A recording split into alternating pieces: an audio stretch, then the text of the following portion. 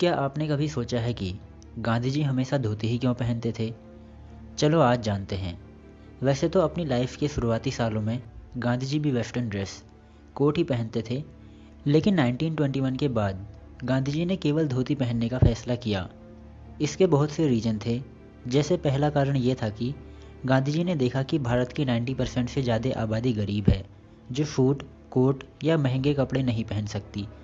तो गांधी जी खुद को आम भारतीय किसानों और मजदूरों के स्तर पर लाना चाहते थे।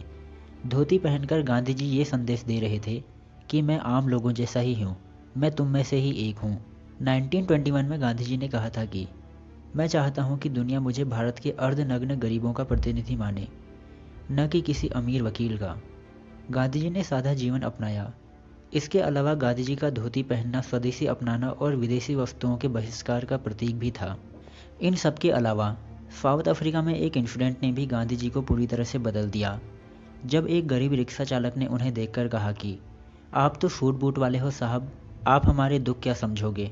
और जब 1931 में लंदन में राउंड टेबल कॉन्फ्रेंस हुई तो गांधी जी सिर्फ धोती पहनकर गए थे और गांधी जी को देखकर ब्रिटिश लोग हैरान रह गए।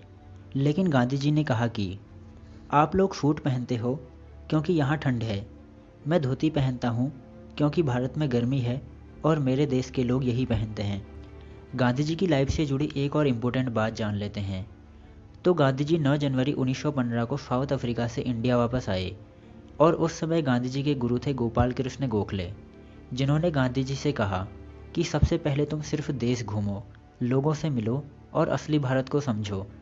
तो भाई साहब, इसके बाद गांधी जी लगभग 2 सालों तक पूरा देश घूमे, जिससे उन्होंने देश के लोगों की वास्तविक स्थिति को आंखों से देखा और समझा।